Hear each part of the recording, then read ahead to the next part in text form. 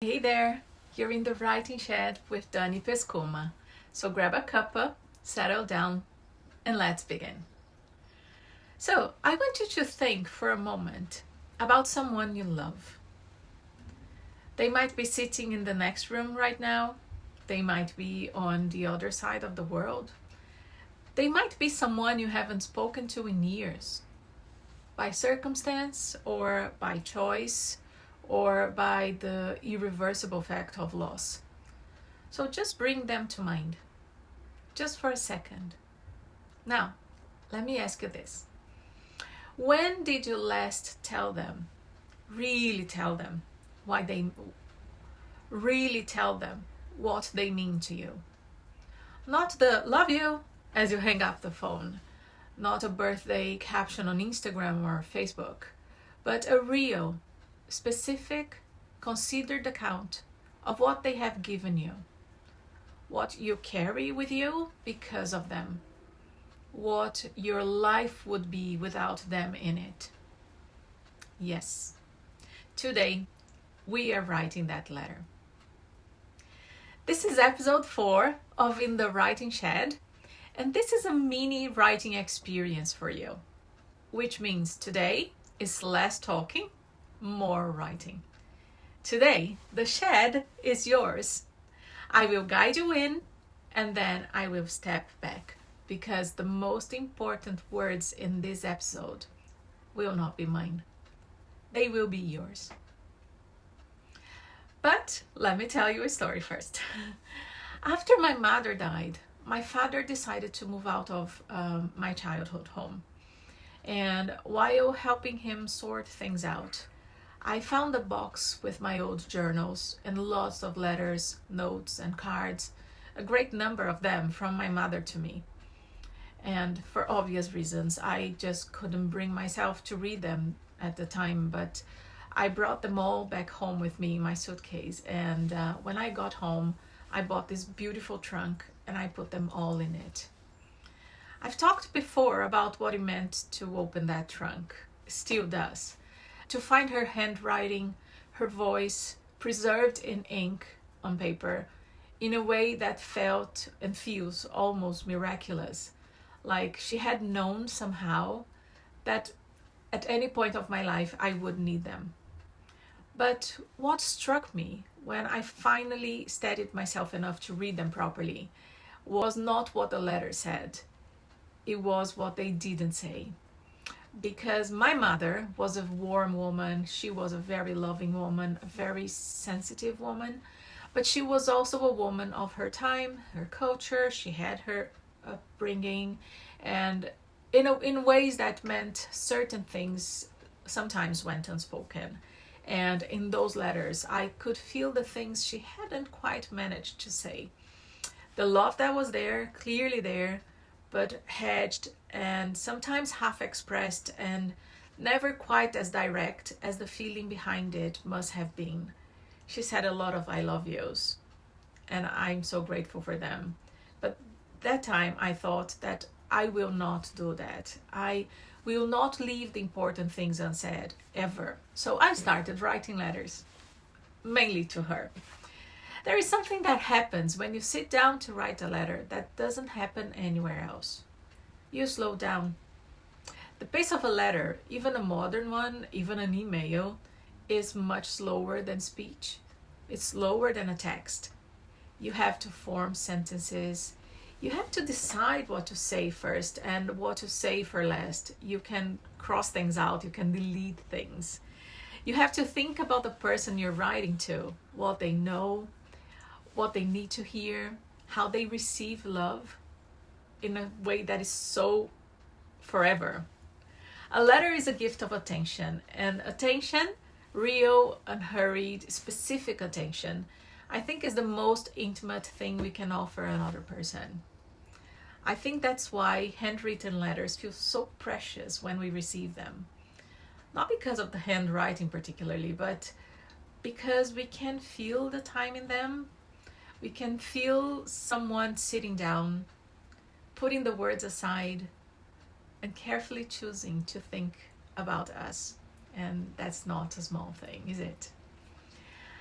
I want to say something about writing, especially to people who are no longer with us, because I know that for some of you, the person who came to mind at the start of this episode is not exactly someone you can hand the letter to.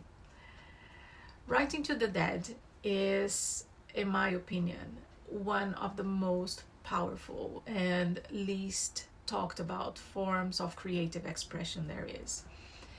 It is not strange, it is not morbid, as you may think.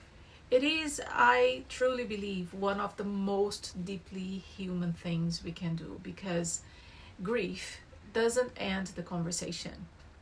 It just takes the conversation somewhere different. It takes the conversation inside us rather than between us.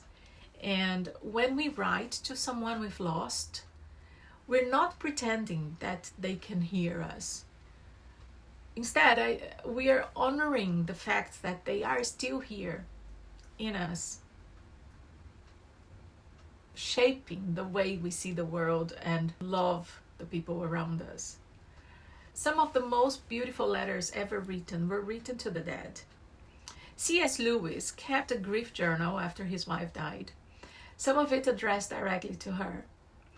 It didn't make the grief smaller, but it made it bearable. It gave it somewhere to live. And your letter today can be to anyone, living or not, present or absent, someone you see every day, someone you haven't seen in 30 years. The only rule is write the thing you haven't said. Now, before I invite you to write, I want to give you one small permission. Your letter does not have to be tidy. You don't need to start with dear da-da-da and end with yours sincerely da-da-da. You don't need to have a structure or a conclusion or a neat resolution. You can begin mid-sentence if you need to. You can be angry. You can include things that seem small or strange.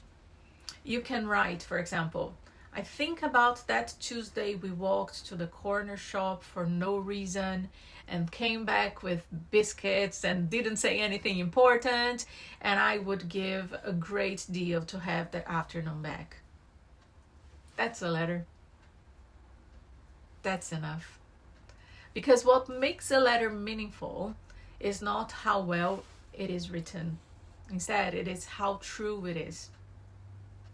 So, here's your invitation. I want to invite you to write a letter now or later today or this week to the person who came to mind at the start of this episode. You can write it in your notebook or on proper writing paper or in the notes app on your phone.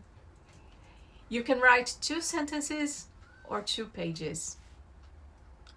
Here are a few questions to help you begin.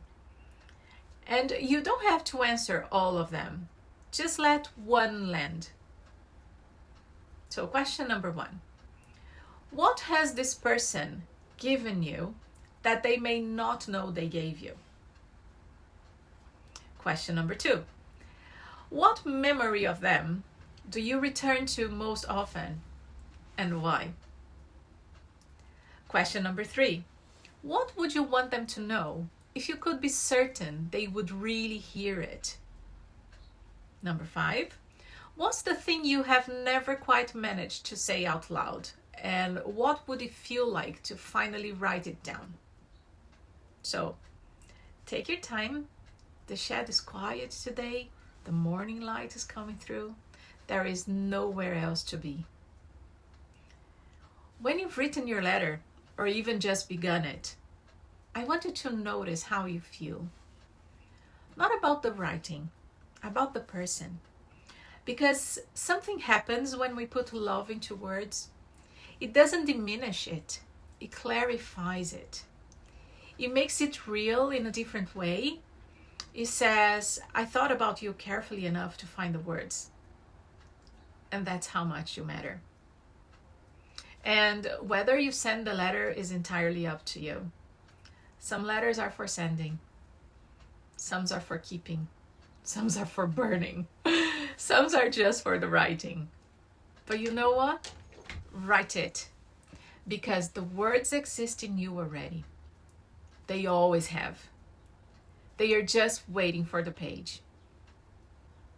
And if today opened something in you and you want to keep writing, with a daily prompt landing in your inbox each morning, I want to tell you about a writing invitation from the shed. Every day, a short note arrives with 2 writing invitations inside. One to build a story, one to explore your own world. No pressure, no rules, just a small creative moment that's entirely yours. Your first 30 days are completely free, and after that, it's just £9 a month. I'll leave the link in the show notes.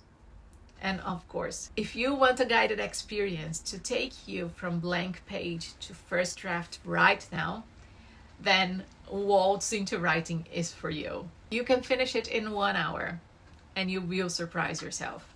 I will also leave the link in the show notes. And that's all from the chat for today. Take whatever stayed with you, a thought, a feeling, a single line, and let it land somewhere. Your notebook is always waiting. So until next Tuesday, keep writing, keep imagining, and remember, your characters are already waiting. You just have to open the door. I'll see you next Tuesday.